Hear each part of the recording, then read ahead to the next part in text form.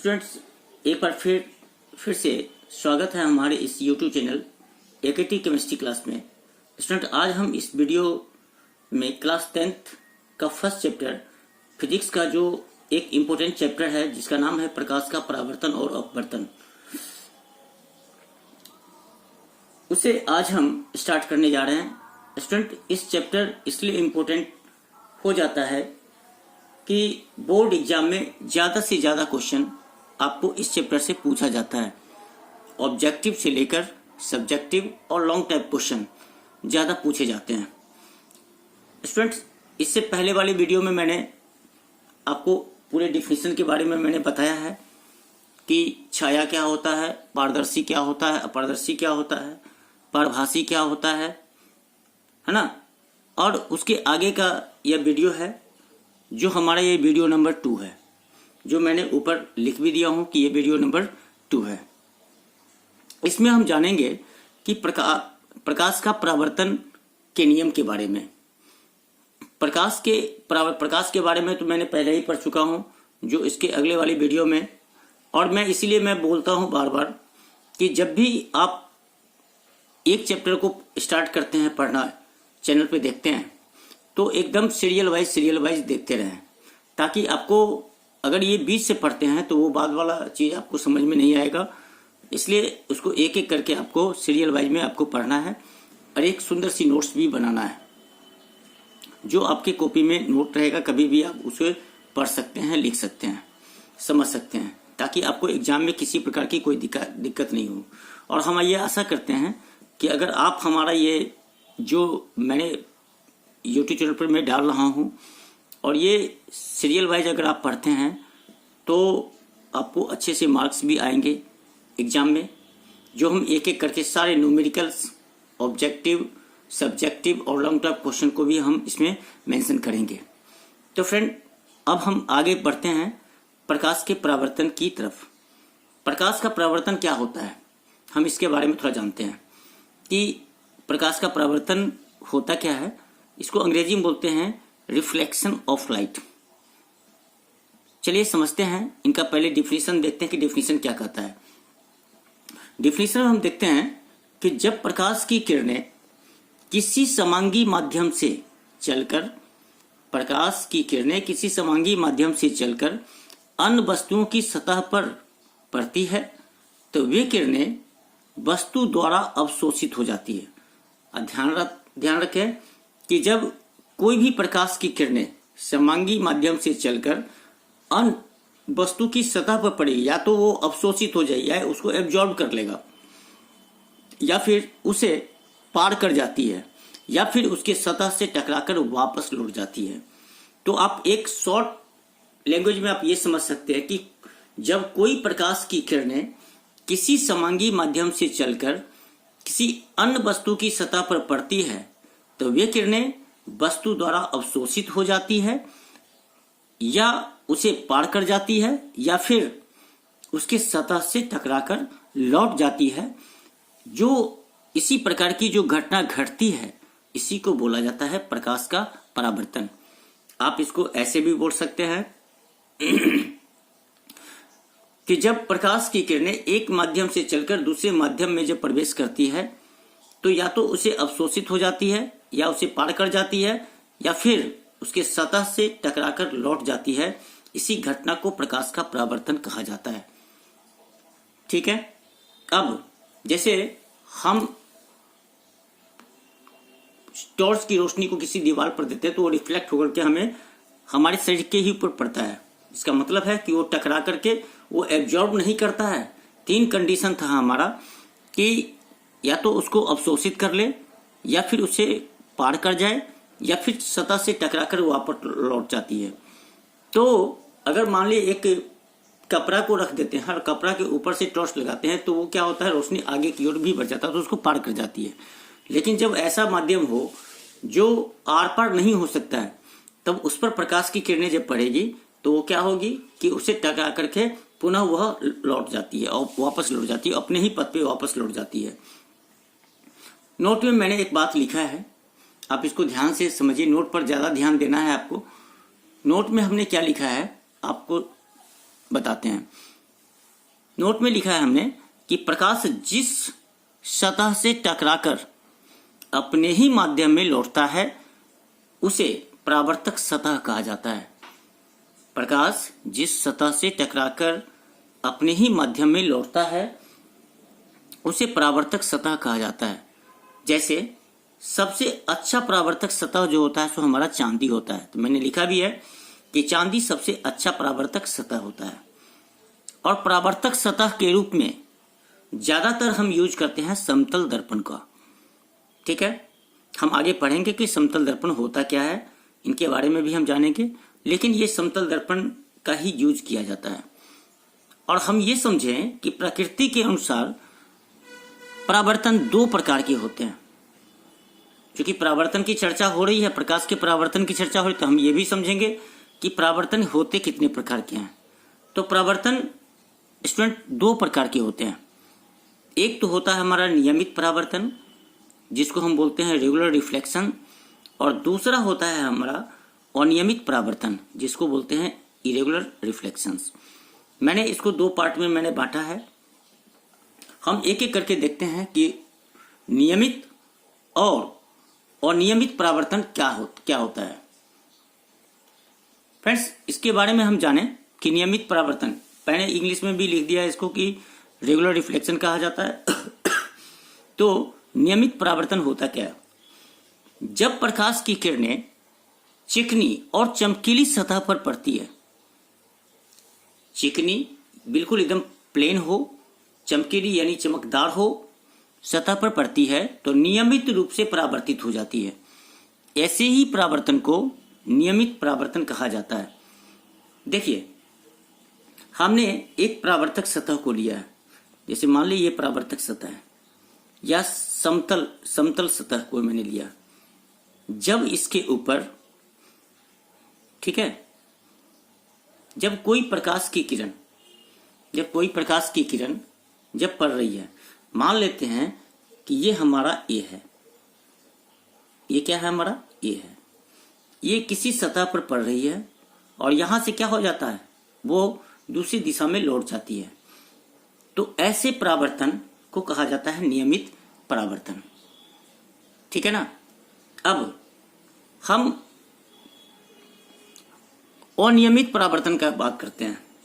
जब प्रकाश की किरणें रुखड़ी का मतलब होता है उभर खाबर, रफ बोलते हैं इसको, ये उभर खाबर, जैसे खेतों में जमीन क्या होता है, ऊपर नीचे होता है ना। वहां पे आपकी छाया को अगर दिखाया जाए तो छाया जो सो टेढ़ा सीधा बन सकता है। ठीक है, तो चमकीली होने के बावजूद भी क्या हो, उभर खाबर हो। ठीक है, तो जब प्रकाश की किरणें रुखड़ी और चमकीली सतह पर पड़ती है तो अनियमित रूप से परावर्तित हो जाती है। अनियमित का मतलब होता है नियमित नहीं, बिल्कुल इधर उधर भटक जाना। तो ऐसे परावर्तन को ही कहा जाता है अनियमित परावर्तन कहा जाता है।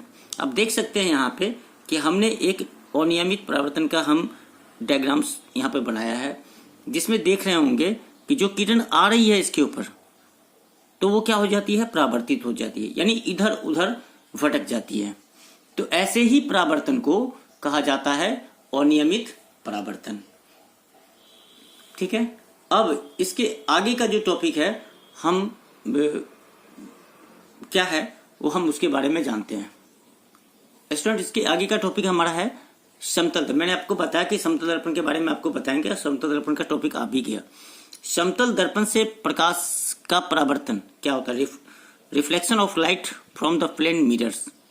ये होता क्या है, आप इसको ध्यान से समझिए। जब तक आप इसको नहीं समझेंगे, आगे का जो F=R/2 है, जो हमारा फॉर्मूला ड्राइव करने का बताया जाता है, वो आपको समझ में नहीं आएगा। यानी ये सारे टॉपिक जो आपके लिए बहुत ही इंपॉर्टेंट है, मैंने 0 से स्टार्ट किया है, ताकि ये बच्चे को कहीं भी कोई, अगर आप इतना तैयार कर लेते हैं तो आपको किताब छूने की भी आवश्यकता नहीं पड़ेगी। सारी चीज, इंपॉर्टेंट चीज को मैंने इसमें मेंशन कर दिया है। तो समतल दर्पण से प्रकाश का परावर्तन के बारे में हम आज जानेंगे। देखते हैं, जब प्रकाश की किरण समतल दर्पण के परावर्तक सतह पर पड़ती है, ध्यान से समझिए, जब प्रकाश की किरण समतल दर्पण के परावर्तक सतह पर पड़ती है तो नियमित अर्थात निश्चित नियम अनुसार परावर्तित हो जाती है, जिसे प्रकाश का परावर्तन का नियम कहा जाता है। ठीक है, मतलब कि प्रकाश की जो किरण है जो समतल दर्पण के परावर्तक सतह पर, समतल ये है हमारा परावर्तक सतह, इसी को हम बोलते हैं परावर्तक सतह। ठीक है ना, ये हमारा होता है परावर्तक सतह।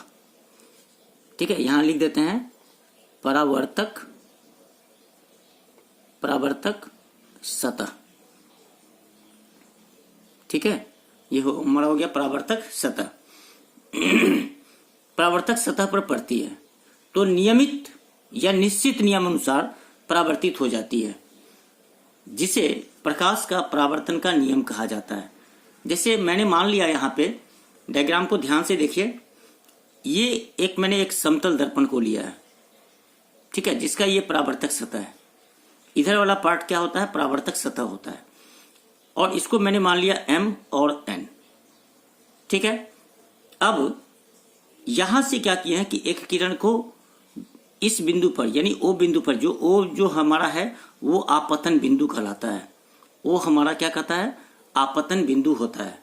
जो एक किरण इसके ऊपर पड़ी है O बिंदु पर, और जो ही यहाँ पे पड़ी है तो यहाँ से वापस लौट गई है।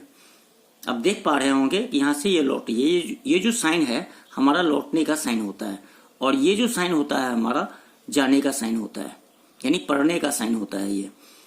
तो अब देखिए कि जब कोई भी प्रकाश की किरण जब किसी आपतन बिंदु पर पड़ रही है तो आने वाली किरण को ही कहा जाता है आपतित किरण। जो किरण यहाँ पे आ रही है, पड़ रही है, उसी किरण को बोला जाता है आपतित किरण।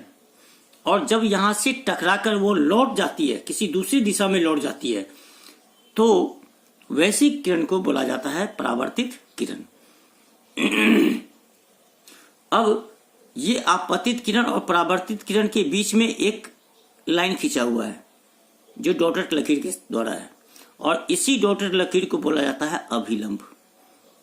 ठीक है, इनको बोला जाता है अभिलंब। अब देखिए कि आने वाली किरण को तो हम आपतित किरण कहते हैं, और जाने वाली किरण को हम बोलते हैं परावर्तित किरण।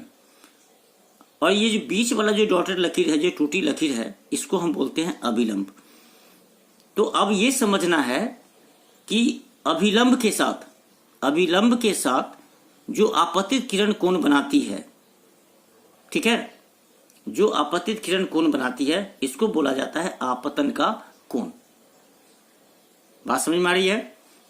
जब ये कोई आपतित किरण है जो किस पर पड़ रहा है, आपतन बिंदु पर पड़ रहा है, ये हमारा आपतन बिंदु है। ध्यान से समझना है इसको, ये हमारा आपतन बिंदु है। जब कोई एक किरण जो है, आपतित किरण जब इस पर पड़ती है, आपतन बिंदु पर पड़ती है, तो क्या होती है, परावर्तित हो जाती है। लेकिन इसके बीच में क्या है, अभिलंब है, और अभिलंब के साथ जो कोण बनाती है, जिस कोण को हम बोलते हैं आई, और ये कोण को बोलते हैं आपतन का कोण बोला जाता है। अब देखिए कि परावर्तित किरण अभिलंब के साथ, देख रहे हैं, ये जो परावर्तित किरण है ये इसके साथ, और ये किरण जो है इसके साथ। ठीक है, तो जब ये किरण, परावर्तित किरण इसके साथ जो कोण बनाएगी उसको बोलते हैं परावर्तन का कोण। ठीक है ना, हम सबके डिफिनेशन हम बताएंगे आपको, लेकिन ये फिगर को हमको समझाने की कोशिश करें। फिर से समझिए एक बार, ये जो M और N जो होता है हमारा समतल दर्पण होता है। ठीक है, और ये जो बिंदु होता है हमारा आपतन बिंदु कहलाता है, और ये वाला पार्ट जो हमारा कहलाता है परावर्तक सतह कहलाता है। तो जब भी कोई किरण जो है सो पड़ती है तो परावर्तक सतह पे ही पड़ेगी, और वहां से वो परावर्तित हो जाएगी, और ये जो इनके साथ अभिलंब के साथ जो कोण बनाएगी वो आपतित, ये कहलाएगा हमको आपतन का कोण। और परावर्तित किरण जो अभिलंब के साथ जो कोण बनाएगा उसको बोलते हैं हम कौन सा कोण, परावर्तन का कोण, एंगल ऑफ रिफ्लेक्शन बोला जाता है इसको।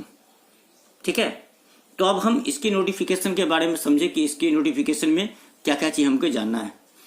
अब देख पा रहे होंगे कि यहां पर लिखा है हमने MN, M और N, ये है क्या कि क्या माने थे इसको, समतल दर्पण। तो मैंने लिख दिया है यहाँ पे कि ये समतल दर्पण है। ठीक है। ओ हमारा क्या है, आपतन बिंदु। मैंने ओ के बारे में लिख दिया, यहाँ पे आपतन बिंदु है। फ्रेंड इसे हम ध्यान से समझना है, इसको कहीं से कोई कठिनाई होने की संभावना नहीं हो पाएगी। अब देखिए, ए ओ लिखें या ओ ए लिखें, बात एक ही है, ये आपतित किरण होता है। और ओ बी लिखें या बी ओ लिखें, ये परावर्तित किरण होता है। ठीक है। और एन ओ या ओ एन लिखें, ये अभिलंब होता है हमारा। ये जो है, ये वाला पार्ट जो होता है हमारा अभिलंब होता है। ठीक है। अभिलंब आप मैथ में भी पढ़ेंगे कि अभिलंब क्या होता है। जब कोई रेखा पड़ती है तो ये कहलाता है हमारा अभिलंब। ये अभिलंब का साइन ही है ये। तो आप ध्यान दीजिए कि ये एक समतल दर्पण है, इस पर एक रेखा पड़ रही है, तो ये कैसा, ऐसा रूप में आएगा ना। इसको अगर घुमा देते हैं, ऐसे घुमा देंगे तो कैसा आएगा, इस रूप से आएगा ना। इस पर एक रेखा पड़ रही है इसके ऊपर, तो ये क्या कहलाएगा, ये अभिलंब कहलाएगा, जो हमने इसको फिगर 1 माना है। अब इन फिगर से हमें क्या क्या डिफिनेशन प्राप्त होती है, हम उसके बारे में जानेंगे। एक एक डिफिनेशन को बहुत ही बारीकी से आपको समझना है।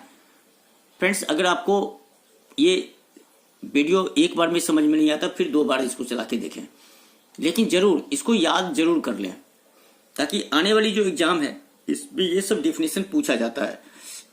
ऑब्जेक्टिव टाइप में कम से कम तो ये आ ही जाता है कि आपतित किरण किसको कहा जाता है, परावर्तित किरण किसको कहा जाता है, आपतन बिंदु किसको कहते हैं, अभिलंब किसको कहते हैं। अब इन नियमों को समझने से पहले कुछ पदों को जानना बहुत ही आवश्यक है। अब उन पदों के बारे में जानते हैं। क्या है वो पद जिसमें मेरा पहला जो टर्म है, पहला पद है हमारा आपतित किरण है, जिनको इंसिडेंट रे कहा जाता है। यानी वह किरण जो दर्पण की सतह पर पड़ती है, वह किरण जो दर्पण की सतह पर पड़ती है, आपतित किरण कहलाती है। देखिए, ये दर्पण की सतह पर पड़ रही है ना, ये क्या, कौन सा किरण कहलाएगी, आपतित किरण, जो फिगर 1 में। यानी एओ जो है हमारा आपतित किरण है, जो आने वाली प्रकाश की दिशा को बताती है।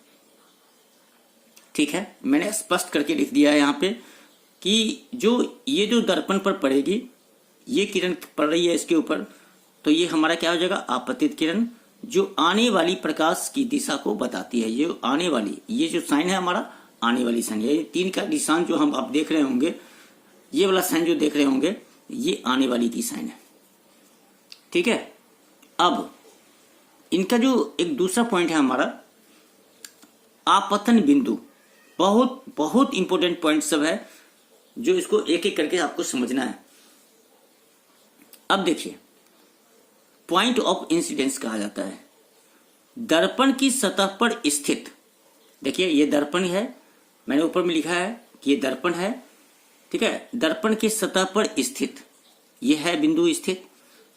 और ये जो बिंदु है हमारा, ये बिंदु, यही बिंदु हमारा कहलाता है आपतन, दर्पण के सतह पर स्थित वह बिंदु जहां आपतित किरण पड़ती है, उसे आपतन बिंदु कहा जाता है। ठीक है, जिसको हम किससे डिनोट कर रहे हैं, ओ से। यानी ओ जो है सो हमारा क्या है, आपतन बिंदु है। अब जो हमारा नेक्स्ट टॉपिक है, हमारा नेक्स्ट पॉइंट है हमारा, वो है हमारा कौन सा, आपतन बिंदु हो गया, परावर्तित किरण, रिफ्लेक्टेड रे कहा जाता है इसको।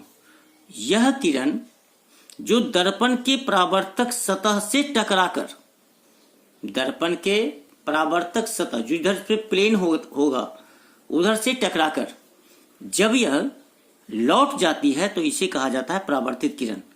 मैंने परावर्तित किरण के बारे में ऊपर में ही बता चुका हूं। ठीक है। अब जो टकरा करके लौट जाती है उसे परावर्तित किरण कहते हैं।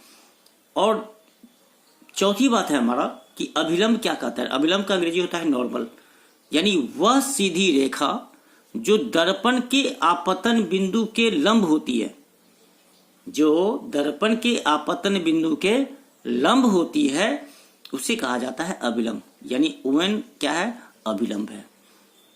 ठीक है। और पांचवी बात है हमारा आपतन कोण। आपतन कोण के बारे में समझते हैं कि मैंने ऊपर में भी बताया कि जो आपतित किरण है जो अभिलंब के साथ जो कोण बनाएगा उसको बोलते हैं आपतन का कोण। तो इसी बात को मैंने यहाँ पे लिखा है कि आपतित किरण अभिलंब के साथ आपतन बिंदु पर जो कोण बनाती है उसे आपतन का कोण कहलाता है। स्पष्ट है। अब परावर्तन का कोण के बारे में समझते हैं। इसको एंगल ऑफ रिफ्लेक्शन कहा जाता है। यानी परावर्तित किरण अभिलंब के साथ आपतन बिंदु पर, आपतन बिंदु को छोड़ना नहीं है, आपतन बिंदु पर जो कोण बनाती है वह कोण परावर्तन का कोण कहलाता है। ठीक है। अब यहां पे मैंने स्पष्ट किया है कि आपतन कोण, तो कोण की बात कर रहा है तो ये हमने कोण बनाया AON। ऊपर के डायग्राम में आप देखेंगे कि AON क्या होता है, कोण I होता है, और परावर्तन का कोण BON जिसको हम R बोलते हैं। तो ये दोनों क्या हो जाते हैं, इक्वल। यानी कोण I बराबर होता है कोण R के। ये हमारा दोनों इक्वल हो जाता है। फ्रेंड्स, आशा करते हैं कि ये सारी बातें आपको समझ में आई होगी। ठीक है। अगर यह हमारा वीडियो आपको अच्छा लगता है तो प्लीज लाइक, कमेंट और शेयर जरूर करें, और सब्सक्राइब तो निश्चित रूप से करना है, और बेल आइकन को भी दबाना है, ताकि सब्सक्राइब कर दें और बेल आइकन को नहीं दबाएंगे तो आपकी नोटिफिकेशन आपके मोबाइल पे नहीं जाएगा। ठीक है। जब भी मैं कोई दूसरा वीडियो डालूं, न्यू वीडियो डालूं, तो उसका नोटिफिकेशन उसी वक्त आपके पास पहुंच जाए। तब तक के लिए धन्यवाद। Goodbye. Thank you.